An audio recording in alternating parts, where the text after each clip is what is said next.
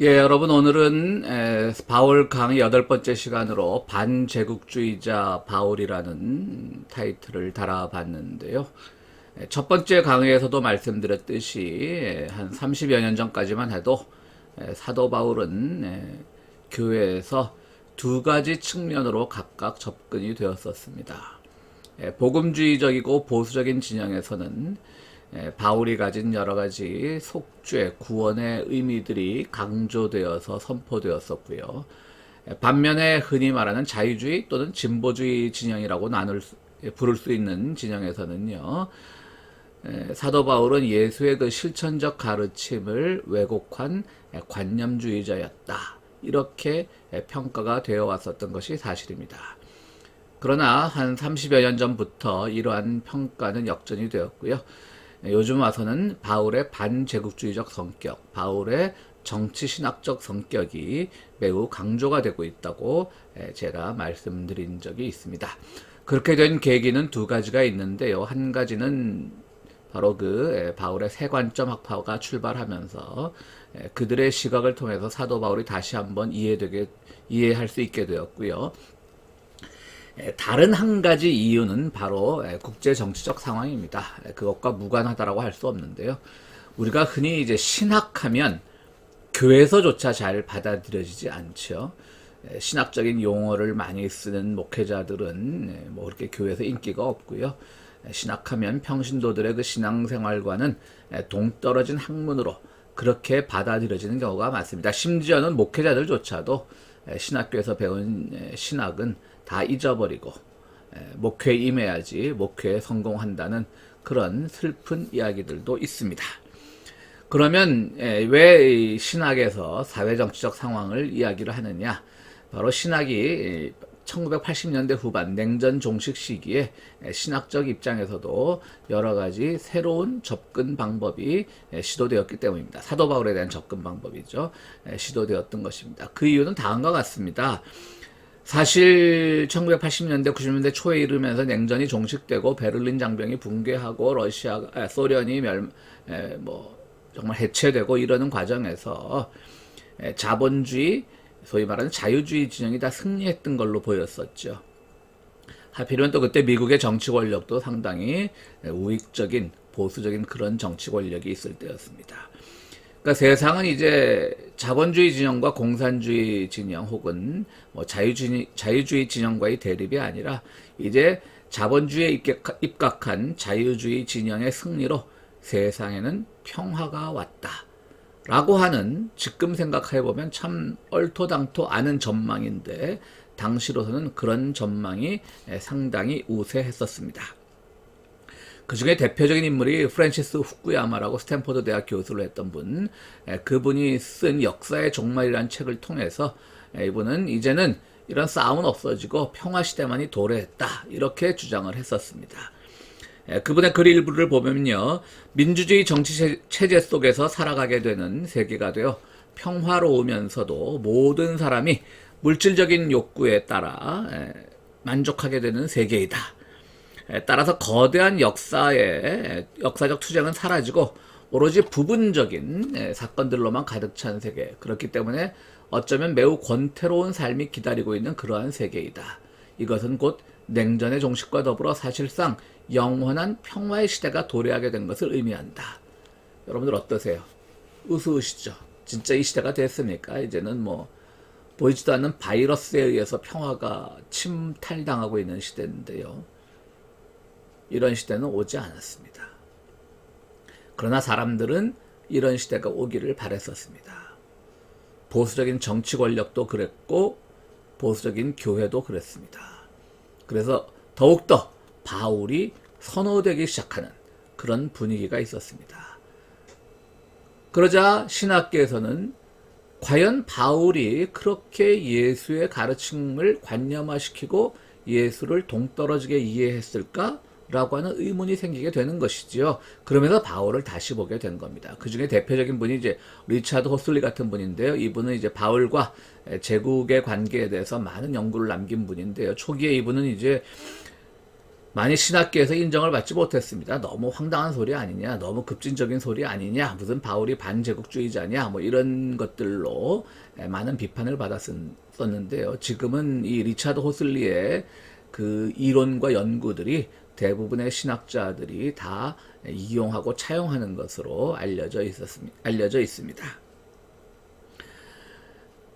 다시 말해 사도 바울은요, 로마 제국 시대를 살아가는 사람이고, 때로는 뭐 위의 것에 충성하라, 복종하라 이런 의미를 가지고 있기 때문에, 또 지나치게 구원이나 속죄, 뭐 칭의 이런 개념들을 선호했기 때문에 근본주의자들이 좋아하는 사람처럼 보이지만요, 실제로 그는 상당히 반제국주의적인 성격을 가지고 있는 신학자였습니다.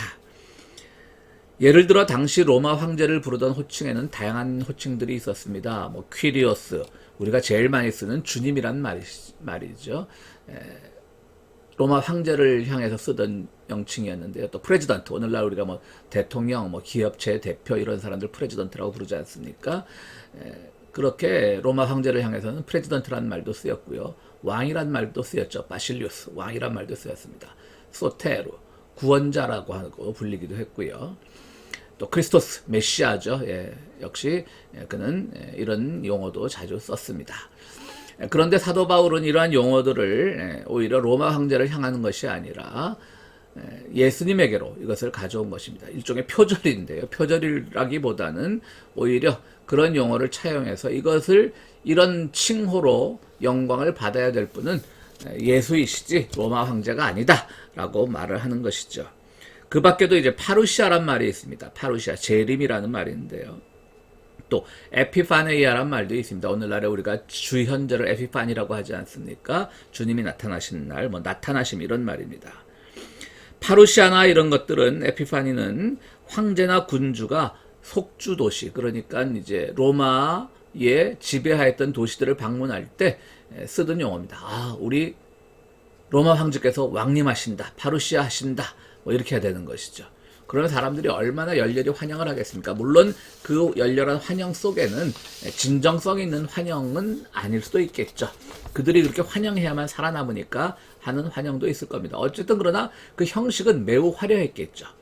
그럴 때 바로 이 화려한 환영을 받으실 분은 오직 주 예수 그리스도시고, 무서워서 나오는, 권력이 무서워서 나오는 그런 비자발적 환영이 아니라 오히려 주님의 재림에 대한 환영은, 영접은 자발적이고 기쁨에 찬 것이다. 이런 의미로 사도 바울은 바꿔나간 것입니다. 또 유앙겔리온, 복음이란 말이죠. 유앙겔리온은 좋은 소식, 기쁜 소식 이런 말입니다.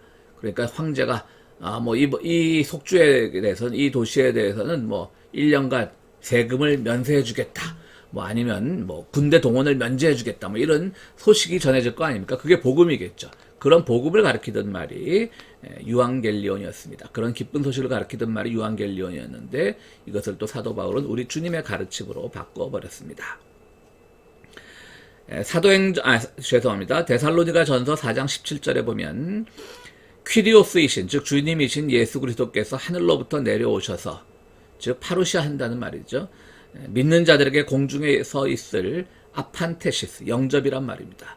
아판테시스를 위하여 끌어올려지리라 라고 하는 말이 나오는데요. 이 말 자체가, 대부분 여기서 쓰인 헬라어 자체가 황제를 위해서 쓰이던 단어였다고 하는 것입니다. 또 데살로니가 전서 5장 3절에 평안하다, 안전하다란 말이 있습니다. 그러나 그 말에 너무 만족하지 마라. 언젠가는 그 주의 날이 도둑같이 임한다. 그러니까 평화와 안전이란 말에 너무 빠져들지 마라 이 말이죠. 이것도 역시 바로 황제가 각 도시에게 한 말입니다. 너희 도시 우리들에게 복종하면 너희들은 평화와 안전을 보장한다.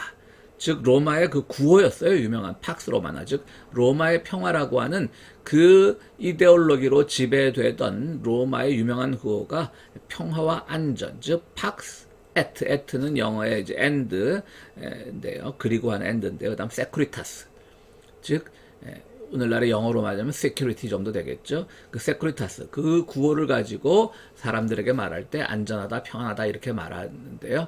사도 바울은 데살로니가 교회에 보낸 편지에서 안전하다, 평화하다 이 말에 너무 혹하지 마라, 너무 넘어가지 마라 이렇게 경고를 하고 있는 것입니다. 결국 사도 바울은 거짓된 로마 세계에서 예수 그리스도를 메시아로 내세움으로써 하나님의 아들 그리고 우리의 구원자로 선포함으로써 이 세상의 거짓 질서를 폐지시키고 또 모든 제국의 거짓 복음을 파기시킨다라고 하는 것을 사도 바울은 이렇게 얘기하고 있는 겁니다. 그러니까 당시로서는요, 이 문서들이 엄청나게 파격적인 것이죠. 정말 물론 당연히 그 당시는 예수 공동체의 규모가 크지 않았기 때문에 그들이 돌려보는 그런 사도 바울이 편지를 쓰면 사본으로 많은 사람들이 돌려받지 않겠습니까? 혹은 어느 공간에 모여서 사도 바울의 편지를 함께 읽기도 했고요. 그렇기 때문에 많이 이제 그런 문서가 돌고 있다는 것이 당시 사회에서는 많이 알려지지 않았겠지만 그럼에도 이런 것들을 써서 돌려보는 공동체가 바로 초대교회 공동체였다라고 하는 것을 우리는 반드시 기억해야 되고, 초대교회 공동체는 그렇기 때문에 대단히 용기 있었다. 그들이 사자굴에 던져지고 이런 것들은 그들이 오로지 그냥 영적이고 관념적인 신앙을 고백하다가 그런 것이 아니라 대부분 정치적인 이유에서 그들의 신앙을 고백하다가 그런 순교를 하게 된 것이라는 것도 우리가 동시에 기억해야 될 것입니다. 또 사도 바울은 로마로부터 경제적 상호주의에 대한 것도 배워옵니다. 경제적 상호주의라고 하면 뭐냐면 이제 각 도시에서는 로마 황제에게 공물을 바치겠죠. 뇌물을 바칩니다. 세금도 바치겠지만 여러 가지 것들을 바치면 그 세금에 해당하는 만큼 또 로마 제국에서는 그 지역의 안전이나 여러 가지 것들을 보장해 주겠죠. 마찬가지로 사도 바울은 이러한 시스템을 배워와서 바로 경제적 상호주의, 즉 큰 교회가 작은 교회를 돕고 부자들이 가난한 사람들을 돕고 하는 그런 시스템을 또 배워왔습니다. 대단한 사람입니다. 어쨌든 결국 오늘날의 교회는 사도 바울이 가르치는 믿음과 구원, 속죄, 당연히 매우 중요한 교리입니다. 저는 이 시간 그 교리들이 한낱 가치 없는 것이라고 말씀드리는 것이 아닙니다. 우리가 주님을 믿고 속죄를 경험하고 십자가를 통해 구원을 바라볼 수 있게 되는 것이야말로 우리에게 얼마나 큰 기쁜 소식이겠습니까? 그러나 그것이 바로 제대로 된 구원, 제대로 된 속죄의 의미가 되기 위해서는 바로 사도 바울이 이렇게 고민하고 용기 있게 실천했던 그 배경을 알아야 된다는 겁니다. 그렇다면 우리의 신앙도 단순히 관념적인 데 그치지 않고 관념을 넘어서서 실천적인 면으로 확장해 나갈 수 있다는 것을 말씀드리고 싶은 겁니다. 또 사도 바울은 동성애 문제에 대해서는 사도 바울이 또 오늘날 이 복음주의 지정에서 아주 자주 인용되는 사람이 있죠.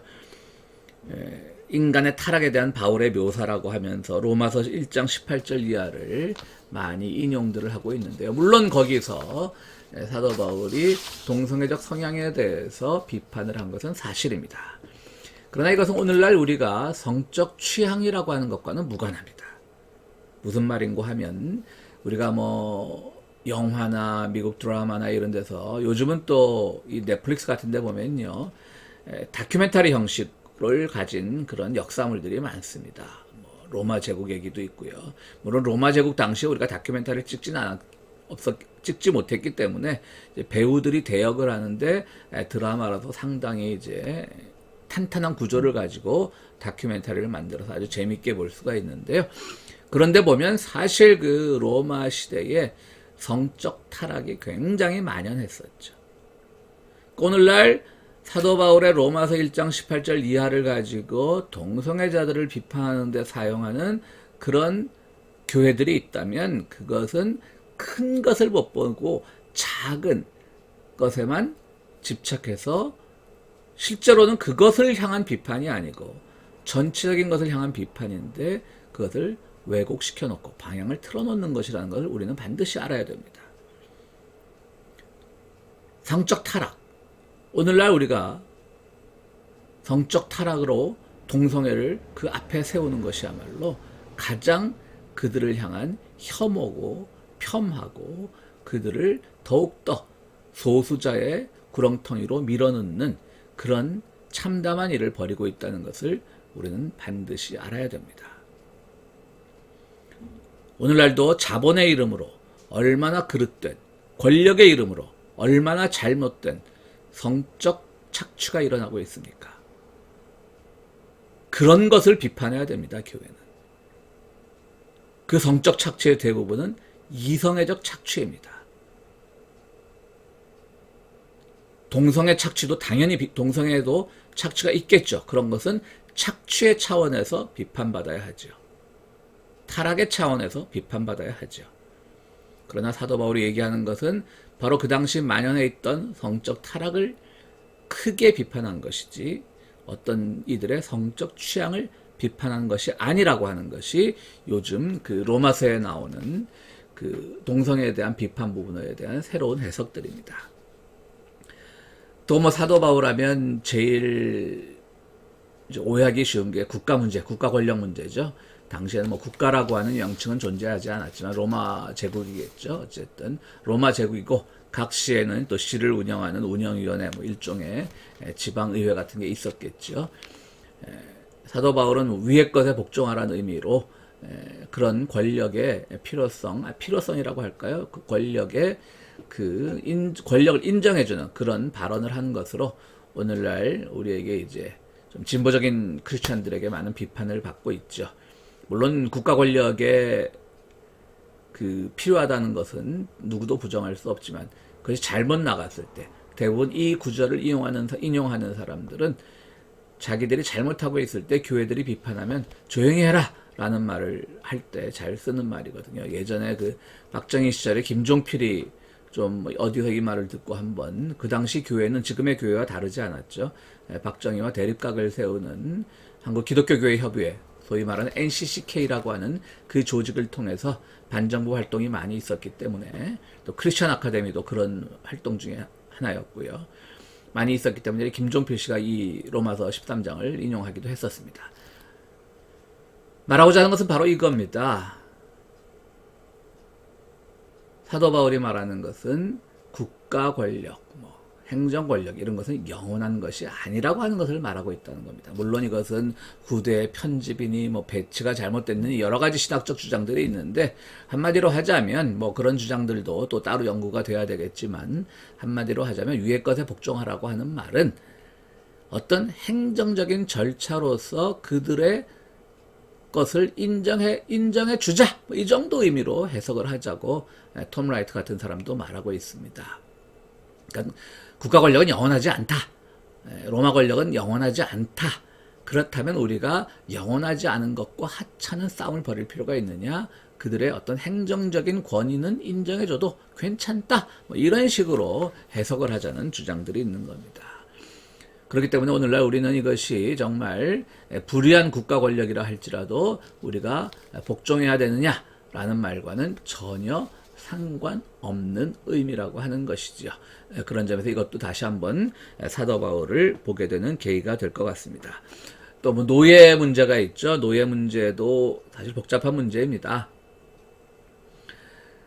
사도 바울은 감옥에서 오네시모라고 하는 자기가 잘 아는 자신을 많이 도와주었던 빌레몬이라고 하는 집에 속했던 다가 탈출한 오네시모라고 하는 그 노예를 만나게 되죠. 그러면서 이제 오네시모를 형제처럼 받아줘라 라고 이제 편지를 쓰는 것이 이제 빌레몬서의 내용인데요. 왜 그가 노골적으로 확실하게 노예 해방을 주장하지 않았느냐 라는 또 비판도 있습니다. 이건 좀 그 당시에 사도 바울로서는 최선을 다했습니다. 그는 무엇보다도 오네시모를 하나의 사람. 여러분 우리 지금 흑인 노예 사건에서 흑인 노예로 시작된 미국의 그 인종 차별에서도 알 수 있듯이 사람 아니었거든요. 그냥 린치라 그러죠. 그 사형 그러니까 개인 사자 죽을 사자가 아니라 개인 사자로 써서 사적으로 가는 형벌. 아무리 무법천지인 그 미국의 개척시대에도 법원이 있었고 법이 있었는데 그거조차 무시한 사형. 자기 집의 노예들이 좀 잘못하면 그냥 나무에서 목매다는 것들. 그런 것들이 행해졌던 것이 미국이고요. 그들에게 있어서 그들은 사람이 아니었던 것이죠. 노예들은. 그들의 눈에 보기에는. 거기에 비한다면 2000년 전 사도 바울은 오네시모를 사람으로 대해주었다라고 하는 것. 파격적인 겁니다. 비록 그가 제도로서의 노예 제도를 폐기하자라는 그런 실천적인 말은 하지 않았을지라도 그는 충분히 노예 해방에 대한 인식은 갖고 있었던 반제국주의자였다고 우리는 볼 수 있습니다. 사도 바울 하면 제일 중요한 것은 칭의론이죠. 어떻게 하면 의롭게 되느냐, 그것을 이야기하는 겁니다. 믿음으로 오직 믿음으로 구원받는다. 십자가로 십자가의 능력으로 속죄당한다. 은혜. 이것이 기독교의 기본 가르침이죠. 저는 그 가르침을 부정하는 것이 아닙니다. 칭의와 속죄는 바울 신학에 있어서 매우 중요한 것입니다. 그런데 우리가 그것을 관념적으로만 받아들이지 말자는 것이죠. 우리가 개인적으로 신앙생활하면서 때로는 위로가 필요하고 때로는 구원이 정말 뭔가 궁금할 때가 있고 우리의 죄의 무게가 우리를 짓누르고 있을 때 정말 주님의 말씀으로 우리가 충분히 그분의 말씀 속에서 은혜를 받고 희망을 얻고 하는 것 충분히 인정받아야 되고 존중합니다. 그러나 본래 이 말이 그렇게 개인적인 영적인 부분에서만 사용되어야 하는가? 그것에 대한 의문을 던지기 위해서는 사도 바울이 어떻게 해서 이 말을 쓰게 되었는가를 먼저 알자라고 하는 것이죠. 즉 사도 바울이 이 말을 먼저 쓰게 된 것은요, 당시 그 시대에 있었던, 즉 넓게 말하면 로마 시대고 좁게 말하면 기독교인들의 공동체라고 할 수 있겠죠. 초대교회 기독교인들의 공동체에 있었던 세 가지 큰 차별이 있었죠. 맨 처음에는 유대인이냐 이방인이냐. 사도행전이나 여러 곳곳에서 보면 참 많은 차별들이 있었죠. 헬레에 대한 문제도 그렇고요. 어쨌든 그런 것이 가장 큰 차이였고요. 두 번째는 남자냐 여자냐. 사도 바울도 또 페미니스트들이 보기에는 굉장히 여성 차별주의자죠. 여성들이 교회에서 잠잠하라 이런 말들 했던 것은 사실이지만요.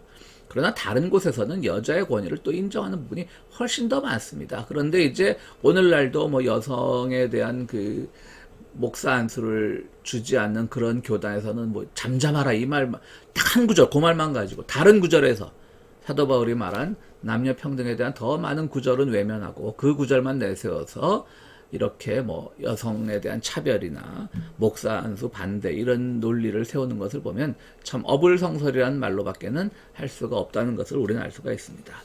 어쨌든 유대인과 이방인의 구별, 또 남자와 여자의 구별, 그 다음에 자유인과 노예라고 하는 그 구별, 이 세 가지 구별이 있었던 것입니다.